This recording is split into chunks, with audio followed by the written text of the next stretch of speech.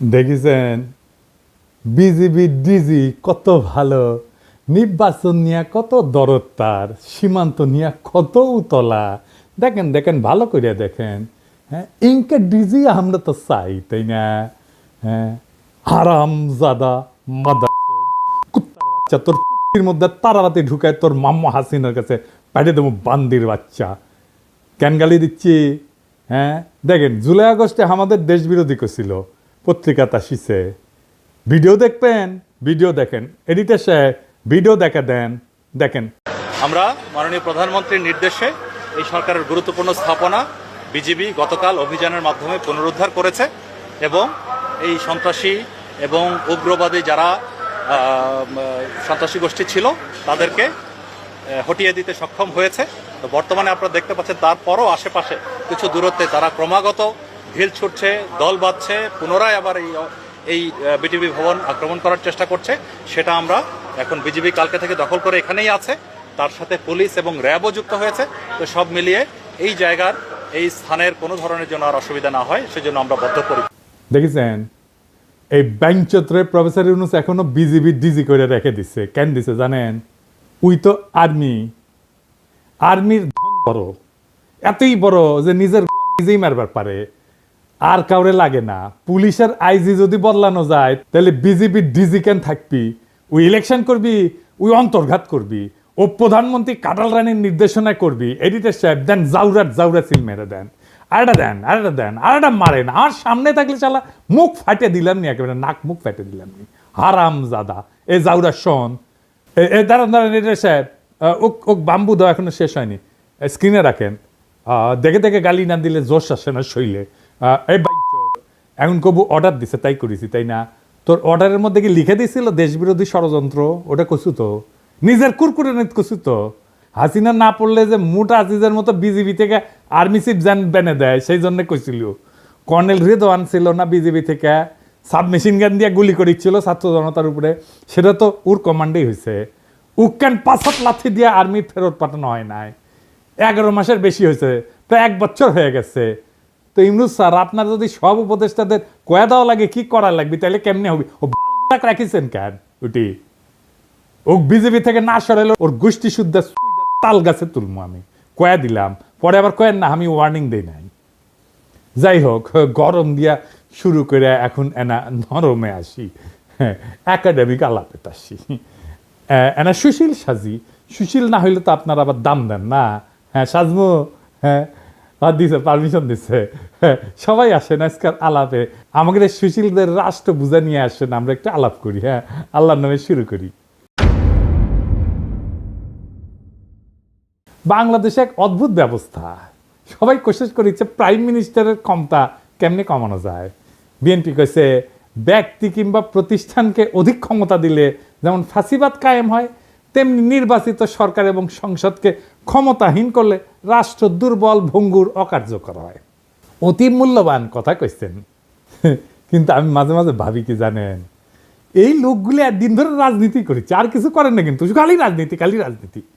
এটা আর্গুমেন্ট তৈরি করতে পারে না। অনেকে কইবেন মির্জা ফখরুল কি আনার চাইতে কম বুঝে, বিএনপির এত নেতা কি কম বুঝে, আপনি সব বুঝে বসে আছেন, সব জানতা, আপনার চাইতে কি তাদের বুদ্ধি কম? সি আমার চেয়ে বুদ্ধি কেন কম হবে? ওনাদের বুদ্ধি বেশি, নলেজ বড় নলেজ। হ্যাঁ হ্যাঁ, জানেন না নলেজের বড় গল্প জানেন না? আচ্ছা শোনেন, হ্যাঁ, এটা শফিক রেহমান ভাই ওর জায়দা দিনে লিখেছিলেন। আসেন এবার বড় নলেজের গল্প শুনি। তো ঘটক গেছে মাইয়ার বাপের কাছে বিয়ার পয়গাম নিয়া। হ্যাঁ, তো বিয়ার কথা শুনে আমার ক্ষুদ্র ভ্রাতারা উৎসুক হয়ে উঠছে, কি না যিনি কয়। তো ঘটক কইছে পোলা ভালো, বংশও ভালো, চাকরি করে, দেখতে শুনতে ভালো, রুচিবান, শিক্ষিত। হ্যাঁ, তো মায়ের বাপ বলে সবই তো বুঝলাম, তো পোলার নলেজ কেঙ্কা? তো ঘটক একটু লাজুক মুখে কয় যে নলেজ বড়ই আছে, গোসল করার সময় তাই দেখেছি আমি, তাই উনাদের নলেজ বড় আছে, এত বড় নলেজ, কিন্তু আক্কেল কম। আমি যদি বিএনপি করলামই নি, তাহলে কইতাম বাংলাদেশ রাষ্ট্রে কার ক্ষমতা বেশি? রাষ্ট্রপতির? রাষ্ট্রপতির না, প্রাইম মিনিস্টারের? তাও না। তাহলে কার বেশি বুঝে ওরা, কার বেশি ক্ষমতা? বুঝে না। বাংলাদেশের সংবিধান অনুযায়ী আদালত, আইন, জুডিশিয়ারি হলো রাষ্ট্রের সবচেয়ে শক্তিশালী প্রতিষ্ঠান। এমনকি সংসদ জনগণের প্রতিনিধিত্বকারী সংস্থার চেয়ে বেশি ক্ষমতা দেওয়া হয়েছে এদেরকে। প্রাইম মিনিস্টারের ক্ষমতা কমানোর চেষ্টা করিচ্ছেন কে? উনি আদালতকে রেখে দিয়া, এটারে কয় বিভ্রম। হাসিনা জুডিশিয়ারির শক্তিরে খায়া ফেলেছিল, কিন্তু জুডিশিয়ারি যে সবচেয়ে ক্ষমতাবান, এটাই হলো বাংলাদেশের বিচার ব্যবস্থা, শাসন কাঠামো, রাষ্ট্রের সবচেয়ে বিপজ্জনক সংকট। আপনি পিএম রাষ্ট্রপতিরে সরাইতে পারেন, চৌধুরীকে সরাইল না খালেদা জিয়ার সংসদ। পিএমকে তো জিতে আসতে হয় সংসদে, ভোট কারচুপি কন, দামি কন, নৈশ কন, যাই হোক, একটা ভোট তো করে দেখাইতে হয় যে বইছে ভোট, তাই না? পাবলিকের কাছে যাইতে হয় তো, 5 বছর পরে ক্ষমতা ছাড়তে হয় তো, অন্তত নিয়ম আছে কাগজে কলম হইলেও। কিন্তু আপনি তো বিচারপতি অপসারণ করতে পারবেন না। পারবেন না তা না, পারবেন, কিন্তু সেটা সুপ্রিম জুডিশিয়াল কাউন্সিলের মাধ্যমে। মানে বুঝেছেন তো, 3 জন বিচারপতি দিয়া সুপ্রিম জুডিশিয়াল কাউন্সিল, আমরা আর মামুরা, ওরা যদি মনে করে বিচারপতি ভুল করেছে তাইলে শাস্তি হবে, আর যদি মনে করে বিচারপতির চরিত্র ফুলের মতো পবিত্র তাইলে কিছু হবে না। হ্যাঁ, বিষয়টা না বুঝে দেখি, কারণ এটা গুরুত্বপূর্ণ। তো বিচারপতি বাংলাদেশে অপারেশনের একটা ব্যবস্থা আছে, নাম হচ্ছে সুপ্রিম জুডিশিয়াল কাউন্সিল। দেখে মনে হয় খুবই গুরুতর ভারসাম্যপূর্ণ একটা প্রক্রিয়া, হ্যাঁ, কিন্তু এটা খেয়াল করেন এই সুপ্রিম জুডিশিয়াল কাউন্সিল কাদের নিয়ে তৈরি? প্রধান বিচারপতি আরো 2 বিচারপতি, মানে বিচারকের বিচার করবে বিচারকই, বন্ধু বিচার করবে বন্ধুর। যেন ধরা পড়া চোরের বিচার করতেছে চোরের মামা, এটা কি আপনি ন্যায় বিচার বলবেন? এই যে তত্ত্বাবধায়ক সরকারের আইন ছিল না, এটা কিন্তু সংসদ বানাইছিল, জনগণের প্রতিনিধিরা বানাইছিল, সেটা আদালত বাতিল করে দিল। তার মানে জনগণের প্রতিনিধি আইন বানাবে, সেটা চাইলে অনির্বাচিত আদালত বাতিল করে দিতে পারবে, যে আদালত কোথাও কারো কাছে জবাবদিহি করে না। তো এখন আপনি প্রশ্ন তুলতে পারেন, আপনি তো কন দাদা যে জুডিশিয়ারি, আইন এবং নির্বাহী, এটার একটা ব্যালেন্স থাকতে হবে, কন না? একজনকে সেকেন্ড ব্যালেন্স করতে হবে, কন না? তো তাইলে জুডিশিয়ারি যদি এটা নাই পারে, তাহলে ব্যালেন্স থাকবে কিভাবে? গুরুতর প্রশ্ন। আসেন আর একটু বুঝে দেখি। তত্ত্বাবধায়ক সরকার আইনটা সংসদ পাশ করেছিল, মানে জনগণের প্রতিনিধিরা এটা আইন করেছে, কিন্তু আদালত সেটাকে বেআইনি ঘোষণা করে বাতিল করে দিল।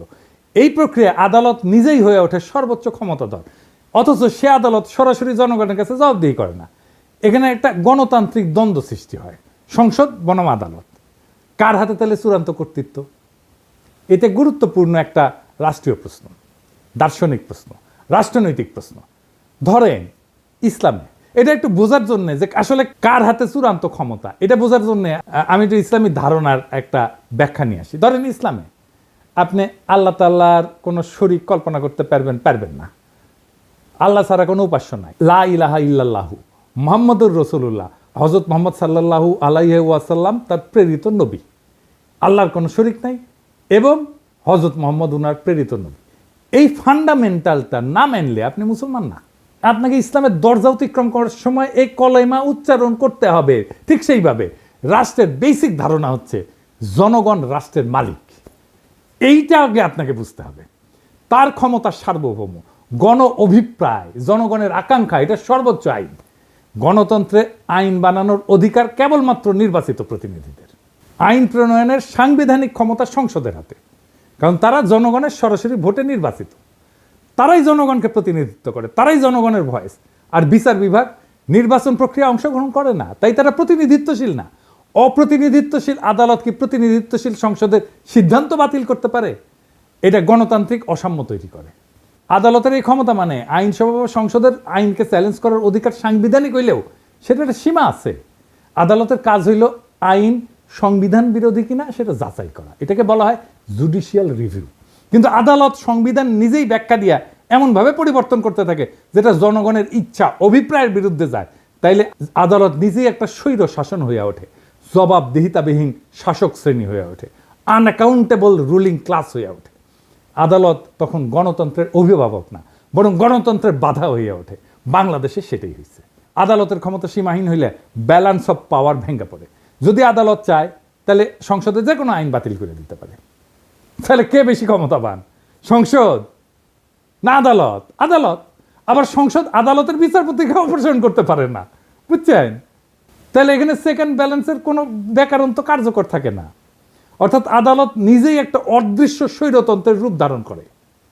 তত্ত্বাবধায়ক সরকারের আইন কোন একটা দলের ইচ্ছার ফসল ছিল না, তো এটা সর্বদলীয় ঐক্যমতে রচিত হয়েছিল, জনগণের আস্থার ভিত্তিতে এটা প্রতিষ্ঠিত হয়েছিল। আদালত এটাকে শুধুমাত্র ব্যাখ্যার খেলা দিয়ে বাতিল করে দিল। তাহলে তো আইনের যে একটা গণতান্ত্রিক ভিত্তি আছে সেটাই প্রশ্নবিদ্ধ হয়ে পড়ে। তবে আদালতের তো একটা ভূমিকা থাকা জরুরি, কিন্তু কিন্তু সেটা সীমিত। সেটা কি আসেন আরেকটু বুঝে দেখি। আদালতের যদি এই ক্ষমতা না থাকে তাহলে তো ব্যালেন্স অফ পাওয়ার হবে কিভাবে, তাই না? এই প্রশ্ন তো সরাসরি চলে আসে। আদালতের কাজ হবে আইনের ভাষাগত নীতিগত ব্যাখ্যা এবং সাংবিধানিক সীমা নির্ধারণ করা, কিন্তু রাজনৈতিক সিদ্ধান্ত এবং প্রক্রিয়ায় হস্তক্ষেপ করে না। হাসিনার আদালত রাজনৈতিক সিদ্ধান্ত এবং প্রক্রিয়ায় হস্তক্ষেপ করছে। ভারসাম্য তখনই থাকে যখন আদালত, সরকার বা সংসদের অন্যায় রায় থামাইতে পারে, কিন্তু গণমতের চূড়ান্ত রূপ একটা আইন বাতিল করার ক্ষমতা সাবধানে এবং সীমিতভাবে প্রয়োগ করে। আদালত যদি এমন ক্ষমতা পায় যে জনগণের প্রতিনিধিরা যে আইন মানাবে তাই সে বাতিল করে দিতে পারে এবং সে নিজে কোনো জনগণের কাছে জবাবদিহিতা করবে না, তাহলে সে আদালত না, সে গণতন্ত্রের উপরে বসা এক নির্জীব অভিজাত শ্রেণীর নামমাত্র পোশাক। তত্ত্বাবধায়ক সরকারের আইনের অবলুপ্তি তাই শুধু একটা রায় না, এটা ছিল গণ ইচ্ছার বিরুদ্ধে আদালতের বিদ্রোহ। আর এই বিদ্রোহের পরিণতি আজ দেশের রাজনৈতিক দুর্ভিক্ষ, দেশের সমস্ত সংকট। এইবার আসেন সংস্কার নিয়ে আরো একটু গভীরে আলোচনা করি। প্রফেসর ইউনূসের সরকার নানা ধরনের সংস্কার করেছে। এই সংস্কার কারা করিচ্ছে, কিভাবে করিচ্ছে, এটা বুঝে কিনা সেটা একটু বুঝে দেখি। আজকের নতুন বাংলাদেশে সংস্কারের জন্য বিভিন্ন প্রস্তাব নিয়ে আলোচনা করা হইতেছে। আবার যাতে বিগত 15 বছরের ফ্যাসিবাদ, 72 বা 75 সালের ফ্যাসিবাদ বাকশাল বাংলাদেশে পুনরায় প্রতিষ্ঠিত হইতে না পারে, সেজন্য নানা পক্ষ নানা মত প্রস্তাব নিয়ে আলোচনা করতেছে। এটার জন্য প্রফেসর ইউনূস একটা ঐক্যমত কমিশন করেছেন।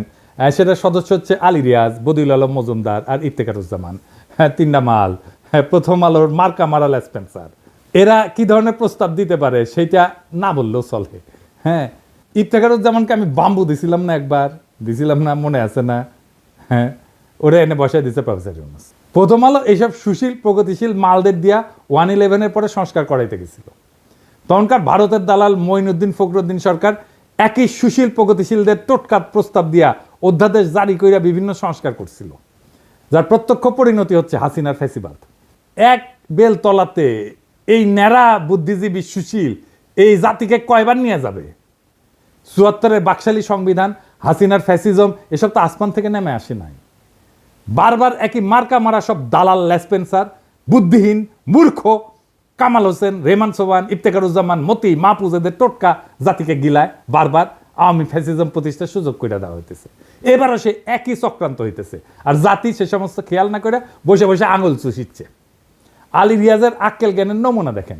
সংবিধান সংস্কার কমিটির রিপোর্ট ড্রাফট করার সময় সে কাদের পরামর্শ সে নিচে, সেটা রিপোর্টের শেষে তালিকা করে লিখে দিছে। দেখেন কারা কারা আছে সেখানে। মাহফুজা নাম, শাহিনা নাম, জানেন তো মাহফুজা নামের বউ, মানে মাহফুজা নামের বুদ্ধিতে শুধু চলবে না, তার বউয়ের বুদ্ধিও লাগবে। এই মাহফুজা নাম হাসিনার সামরিক মারণাস্ত্রে গুলি চালায় ছাত্রজনকে হত্যা করার নির্দেশ দেওয়ার পরে সেটার পক্ষে বয়ান লিখে এডিটোরিয়াল পাবলিশ করেছিল, যাতে সরকার কঠোর হস্তে এই আন্দোলন দমন করে। বিপ্লবের শহীদদের রক্তের সাথে বিশ্বাসঘাতকতা কইরা এরকম একটা জানোয়ারের বাচ্চার পরামর্শ নেওয়া লাগছে নতুন বাংলাদেশের সংবিধান কিরকম হবে সেটা ঠিক করার জন্য। বুঝেন তাইলে? আরো আছে প্রথম আলোর মতি, খুশি কবি, সবচেয়ে বড় আওয়ামী লেসপেন্সার রেহমান সোবহান, মইনুল ইসলাম। হে খোদা, আমারে উঠায় নাও, নয়তো দড়ি ফেলাও, বায়া উঠা যায়। এর চেয়ে আওয়ামী লীগকে বলা হোক একটা সংবিধান ড্রাফট করে দিতে। হুদাহিতে সংস্কারের বালসাল নাটক কইরা মানুষকে বোকা বানানোর দরকার কি? আর শহীদের রক্তের সাথে প্রহসন করার দরকার কি? রেহমান সোবহান, মাহফুজা নাম, খুশি কবির, মতিউর রহমান, মইনুল ইসলাম এরাই যদি নতুন বাংলাদেশের কারিগর হয়, তাহলে অমি পিয়াল, নিজুম মজুমদার, মুনতাসির মামুন, শাহরিয়ার কবির, এম আকাশ, রামেন্দ্র মজুমদার, পীযূষ বন্দ্যোপাধ্যায়, সুবর্ণা মোস্তফা এরা কি দোষ করলো? এডিটার সাহেব খারান, সুবর্ণা মোস্তফা ছবিটা না রাখেন। এটা ইয়াংকালের ছবি দেন, ইয়াংকালের। এবার আছে। হ্যাঁ, তো আলী রিয়াজ, সুবর্ণা মোস্তফা তো আপনার যৌবনকালের ক্র্যাশ হওয়ার কথা ছিল, তাই না? আমরা মেনে নিলাম, ওক দেখলেনি। এরা কি দোষ করলো? এদেরকে এই কমিটি থেকে বাদ দেওয়ার দরকার কি? ওদেরকেও ঢুকাক, সুবর্ণা মোস্তফা আগে ঢুকাক, আমি পারমিশন দিলাম, দেখি কে কি করে। কার এত বড় সাহস সুবর্ণা মোস্তফা ঢুকাইছে আলী রিয়াজ, সেটাকে বাগড়া দেয়। আমি যে দাঁড়ামু, ওইটি লাঠি নিয়ে দাঁড়ামু। এই প্রথম আলোর সাজানো সংস্কার কমিটির নাটক, এই রিপোর্টে ঢুকায় দেওয়া হবে। এই রিপোর্টে বিভিন্ন ভংসং প্রস্তাব দেওয়া হয়েছে যাতে দেশে আর কখনো বাকশাল ফ্যাসিজম কায়েম না হয়। আইনস্টাইনের একটা উক্তি আছে যে insanity is doing the same thing over and over again and expecting different results. ইংরেজি যেহেতু কইছে ঠিকই কইছে, তাই না? আসলে ঠিক কথা কইছে। একই কাজ বারবার করে ভিন্ন ফলের আশা করাটা এক ধরনের ছাগলাম। বাংলাদেশের অবস্থা দেখে এই কথাই মনে হয়। একই কবিরাজের দেওয়ার টোটকা জাতিকে বারবার গিলাইতেছে, বারবার আওয়ামী লীগ আর ফ্যাসিবাদের ফিরে আনা হইতেছে। রেমান সোবান পাকিস্তান আমল থেকে গাজাঘড়ি বয়ান আর টোটকা দিয়ে জাতিকে ধ্বংস করিচ্ছে।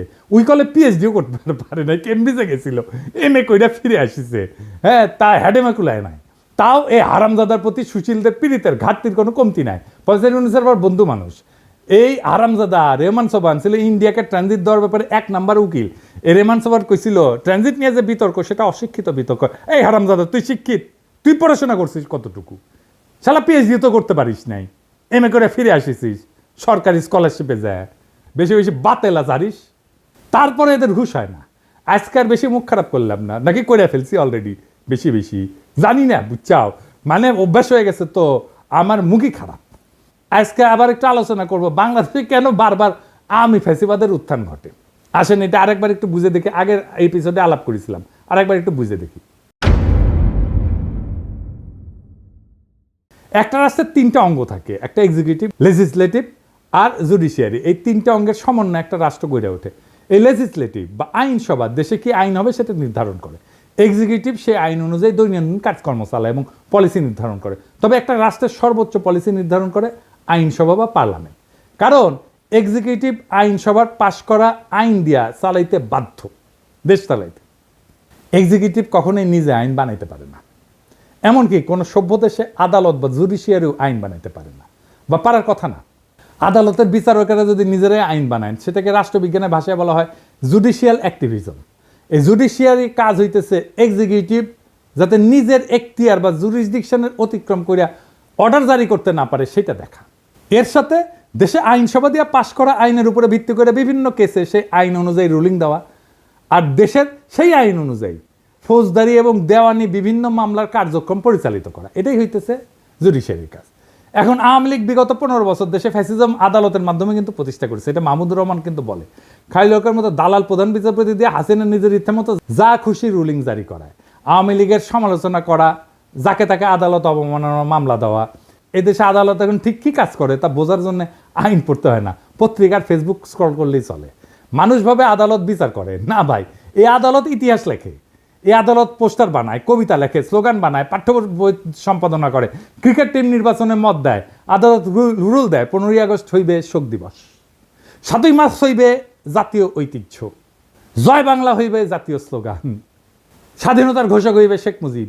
কেউ যদি প্রশ্ন তোলে যে এগুলি কি বিজ্ঞাপন, ওটা কি অ্যাড এজেন্সি, তখন কয়া হবে আপনি নিশ্চয়ই রাজাকার। স্কুলে কি পড়ানো হবে আদালত ঠিক করে দেয়। পাঠ্য বইয়ে বঙ্গবন্ধু কত পাতা জুড়ে থাকবে সেটাও রুল দিয়ে আসে।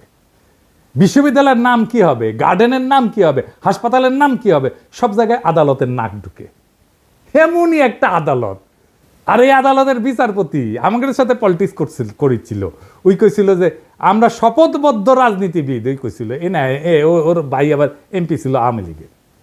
এমনকি একবার তো আদালতে রিট হয়, বাংলাদেশ ক্রিকেট টিম কেন মুশফিককে নিতেছে না, কেন তামিম বাদ। ভাগ্য ভালো আদালত বলেনি কে ওপেনিং করবে, কে শেষ ওভারে বল করবে। ধর্মের ব্যাপারেও আদালত কিন্তু বলে যে বিসমিল্লাহ থাকবে কি থাকবে না, ভাস্কর্য থাকবে। তো আদালত এখন ইসলামিক স্কলার আর ইতিহাসবিদ দুইটাই। অথচ এসব সিদ্ধান্ত একটা সভ্য রাষ্ট্রে আদালতের এখতিয়ারে থাকারই কথা না। এসব সিদ্ধান্ত রাষ্ট্রে হয় আইনসভা নেয়, অথবা এক্সিকিউটিভ বিভাগ আইনসভা দ্বারা এম্পাওয়ার্ড হয়ে নেয়। এই কয়েকদিন আগে আমাদের অ্যাটর্নি জেনারেল বলছে যে হাইকোর্ট চাইলে যে কোনো ব্যাপারে হস্তক্ষেপ করতে পারে। ব্যাপারটা শুনতে খুব অদ্ভুত শোনালেও বাংলাদেশের সংবিধান অনুযায়ী পুরো ঘটনাটা লিগ্যাল। বাংলাদেশের 72-এর সংবিধান একটা বিস্ফোরা ধারা ঢোকানো আছে, যার দ্বারা এম্পাওয়ার্ড হইয়া আদালত বা হাইকোর্ট যে কোনো ব্যাপারে হস্তক্ষেপ করতে পারে, যা খুশি তাই করতে পারে। এটা হইতেছে সংবিধানের 102 নম্বর আর্টিকেল। এই বিস্ফোরা আর্টিকেল বাংলাদেশে বিচারকদের জুডিশিয়াল অ্যাক্টিভিজম করার রাস্তা তৈরি করে দিছে। আর এই ফলে এই সমস্ত ডক্টর কামাল হোসেনের যে বাল্ব কিছু বুঝে না, উই ওর গুমুত সামলাইতে পারে না, ব্যাপার পরে থাকে। সত্যি কথা, মিথ্যা কথা কইতেছি না। এবং এইটা দিয়ে এম্পাওয়ার্ড হয়ে হাসিনা তার আমলে মুদল আদালত দিয়াই তার সন্ত্রাসের রাজত্ব কায়েম করছে। কি আছে আর্টিকেলে আসেন দেখি। এই আর্টিকেলের ফলে যে কেউ যে কোনো আইনজীবী যা ইচ্ছা যা খুশি সেটা নিয়ে হাইকোর্টে রিট করতে পারে। হাইকোর্ট বেঞ্চ সেই রিটের উপর ভিত্তি করে যা খুশি তাই রুলিং জারি করতে পারে। কি বিচিত্র একটা দেশ, তাই না? মাঝে মাঝে অনেক আসাদা উকিল সরকারকে বিভিন্ন কাজ করার নির্দেশ দিয়ে নোটিশ পাঠায়, অন্যথায় সে 102 ধারার ভিত্তিতে হাইকোর্টে রিট করার হুমকি দেয়। খালি সরকারকে না, অনেক বদমাইশ উকিল এটা ব্যবহার করে অসংখ্য মানুষকে, সাধারণ মানুষকে হয়রানি করে, যারা কোনোভাবে একটা ব্যাপারে ইন্টারেস্টেড পার্টি না। সেই সমস্ত ব্যাপারে বদমাইশ উকিলরা বিভিন্ন হাস্যকর আইনি নোটিশ পাঠায় 102 আর্টিকেলের উপরে ভিত্তি কইরা, এবং আদালত সেটার উপর ভিত্তি করে রুলিং পর্যন্ত দেয়। এই ইন্টারেস্টেড পার্টি কি এটা একটু বুঝে নি? যে কোনো সভ্য দেশে কেবলমাত্র ইন্টারেস্টেড পার্টি কোনো ব্যাপারে মামলা করতে পারে। ইন্টারেস্টেড পার্টি বলতে আইনের ভাষায় বোঝানো হয় এমন কেউ যার উক্ত মামলার ফলাফলে সরাসরি স্টেক আছে বা সরাসরি গেইন অথবা লসের আউটকাম আছে। যেমন ধরেন কোন এক সংবাদপত্র লিখছে যে আমি এটা চোর, ধরেন আমি অমুক তারিখে অমুক জায়গায় অমুক লাগাইছি, সরি চুরি করেছি, সরি আমি জানি যে আমি লাগাই নাই, চুরি করি নাই, সরি চুরি করি নাই, কিন্তু ওই সংবাদ প্রকাশের ফলে আমার মানহানি হয়েছে। কোন সভ্য দেশে মানহানির মামলা করার অধিকার একমাত্র আমার নিজেরই আছে। আমি এই মামলার একমাত্র ইন্টারেস্টেড পার্টি, বুঝছাও? এই মামলার আউটকাম মানে ফলাফল একমাত্র আমার জিতা বা হারের সম্ভাবনা আছে।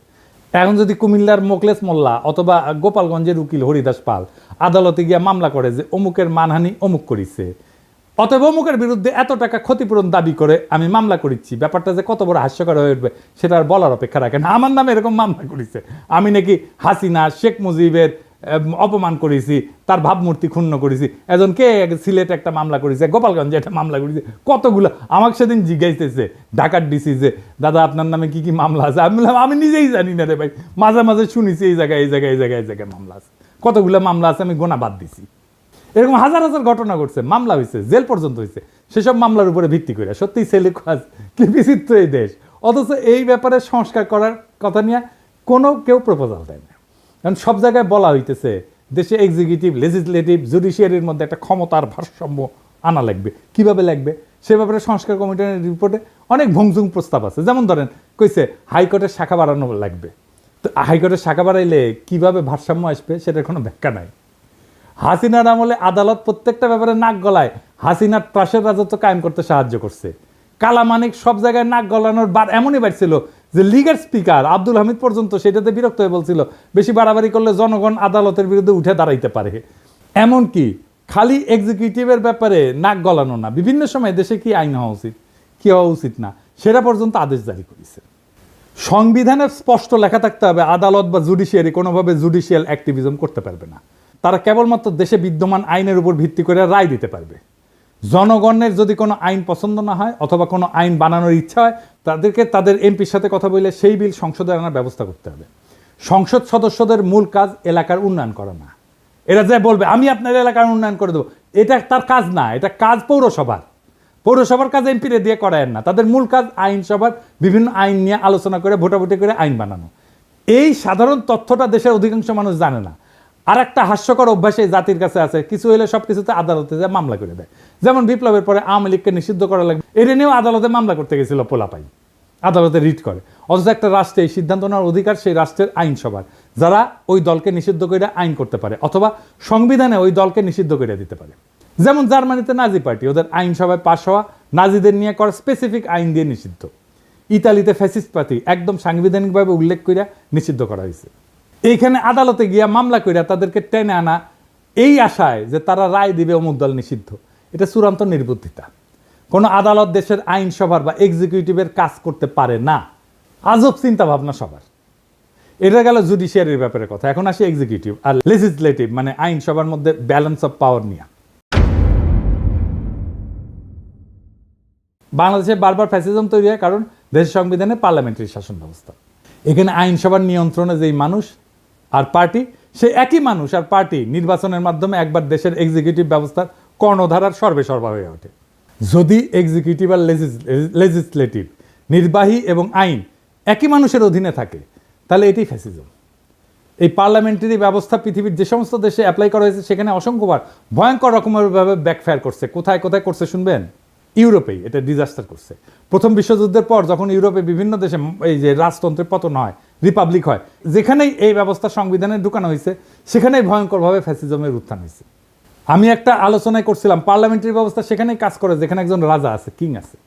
জার্মানি, ইতালি, স্পেন সব জায়গায় পার্লামেন্টারি ব্যবস্থা ডিজাস্টার হয়েছে। দ্বিতীয় বিশ্বযুদ্ধে বেদম মার খাওয়ার পরে এরা শান্ত আছে, তাও আমেরিকান সৈন্য গ্যারিসন থাকার কারণে। তৎকালীন ইস্টার্ন ইউরোপেও এই পার্লামেন্টারি ব্যবস্থা হাঙ্গেরি, রোমানিয়ার ডিজাস্টার করছে। ফ্রান্সে যতদিন পার্লামেন্টারি ব্যবস্থা ছিল ততদিন ফ্রান্সে ততই বছর অবস্থা ছিল, টালমাটাল অবস্থা ছিল।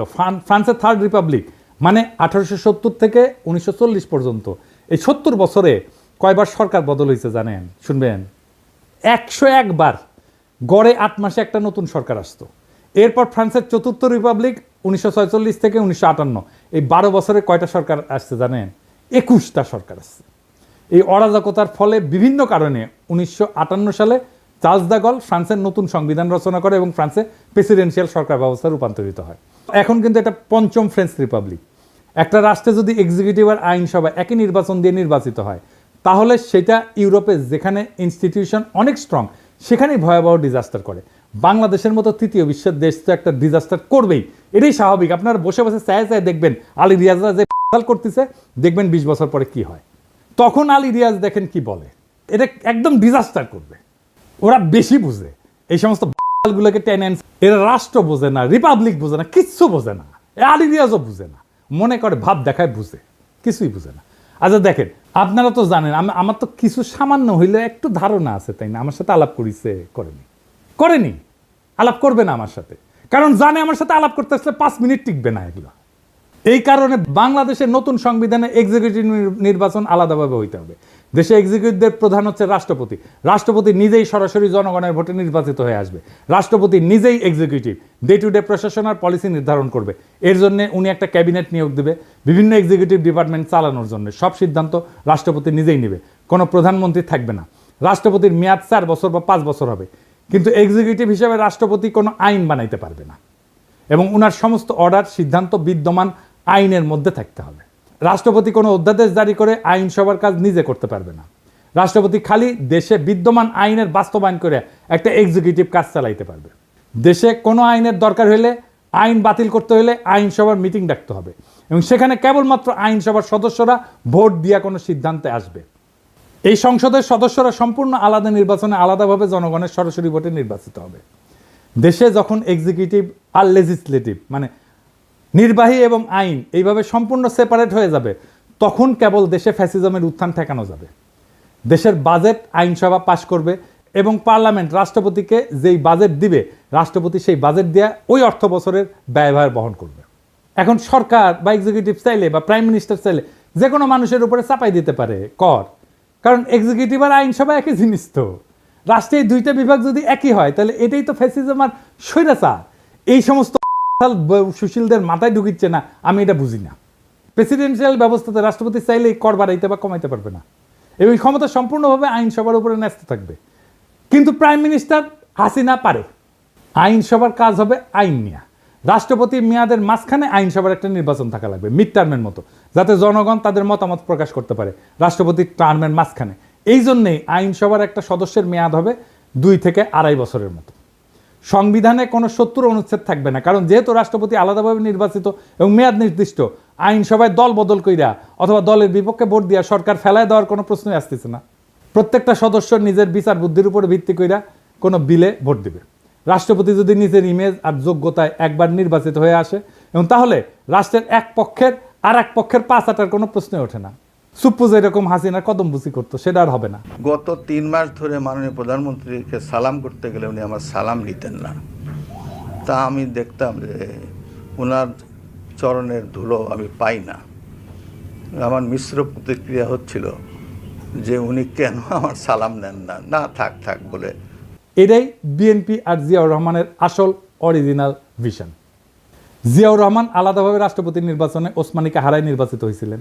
সংসদ নির্বাচন আলাদাভাবে হয়। রাষ্ট্রপতি সরকার ব্যবস্থার সাথে পাওয়ারফুল সংসদ আর প্রত্যেকের একটা ওয়েল ডিফাইন্ড জুরিসডিকশন, এটাই একমাত্র বাংলাদেশে ফ্যাসিবাদ ঠেকানোর উপায়। আলী রিয়াজ যে টোটকা দিছে যে সংসদ নেতা আর প্রধানমন্ত্রী আলাদা ব্যক্তি হবে, এটা একটা সলিউশন। আমি এটা নিয়ে এপিসোড করেছি না? এর ফলে কি হবে? এর ফলে হাসিনা প্রধানমন্ত্রী হয়ে সুপ্পু মার্কা কাউকে সংসদের প্রধান বানাবে। এইসব প্রথম আলোর সুশীল প্রগতিশীলদের হাতুড়ে চিকিৎসা নিতে নিতে এই জাতি আর দেশ মরণ প্রায়। এটা যে কোনো মহল্লে বন্ধ করতে হবে। রাষ্ট্রপতি শাসিত সরকার ব্যবস্থা, যেখানে রাষ্ট্রপতি খালি সংসদে পাশ করা আইন আর বাজেটের উপর ভিত্তি করে অর্ডার জারি করতে পারবে, যেখানে কোনো জুডিশিয়াল অ্যাক্টিভিজম থাকবে না, একমাত্র এটাই হইতে পারে বাংলাদেশকে চিরতরে ফ্যাসিবাদ থেকে মুক্ত করতে। আজ আমরা ইতিহাসের এমন এক সন্ধিক্ষণে দাঁড়ায় আছি যেখানে আর একটা বার ভুল মানেই গোটা ভবিষ্যৎ হারানোর সামিল। আমরা আর সময় দিতে পারি না সেই সব তথাকথিত সংস্কারকদেরকে, যারা শতবার ব্যর্থ হয়েছে তবু আবার তাদের সেই পুরানো ফর্মুলা চাপাই দিতে চায়। না, এবার আর হবে না। এই দেশের জনগণ এখন জানে গণতন্ত্র মানে পোস্টারে লেখা কথা না, জনগণের হাতে থাকা আইনের মালিকানা। জনগণ এখন বুঝে গেছে বিচার ব্যবস্থা যখন ফ্যাসিবাদের হাতিয়ার হয়ে ওঠে তখন তার সংস্কার না, প্রয়োজন হয় রূপান্তরের। আমরা চাই না আর একটা হাসিনা, আর একটা বাকশাল, আর একটা মুজিব, আর একটা ৭২-এর ক্লোন রাষ্ট্র। আমরা চাই এমন এক নতুন শাসন ব্যবস্থা যেখানে আইনসভা, নির্বাহী এবং বিচার ব্যবস্থা পরস্পরকে নিয়ন্ত্রণ করবে। প্রভু না, হবে পর্যালোচক, যেখানে রাষ্ট্রপতি হবে জনগণের সরাসরি ভোটে নির্বাচিত এবং সংসদ হবে মুক্ত বিবেকের মঞ্চ, কোনো নেতার পদচুম্বনের জায়গা না। প্রিয় দেশবাসী, এটাই সেই সময় যখন ইতিহাস তৈরি হয়। প্রশ্ন একটাই, আপনি কি এই ইতিহাস গড়ে ওঠার অংশ হবেন, না এই জাতির আর একটা প্রতারণার সাক্ষী হয়ে থাকবেন? আসেন সুশাসনের জন্য, জবাবদিহিতার জন্য এবং সবচেয়ে গুরুত্বপূর্ণ এই দেশটাকে ভালোবাসার জন্য একটা নতুন সূচনার দাবিতে গর্জে উঠি। এবার আর সংস্কার না, রূপান্তর চাই। এই রূপান্তরেই মুক্তি, এই মুক্তিতেই নতুন বাংলাদেশ। সেই নতুন বাংলাদেশকে আমাদের গড়ে তুলতে হবে, আনতে হবে সবাই মিলে আবার একসাথে। ইনকিলাব জিন্দাবাদ।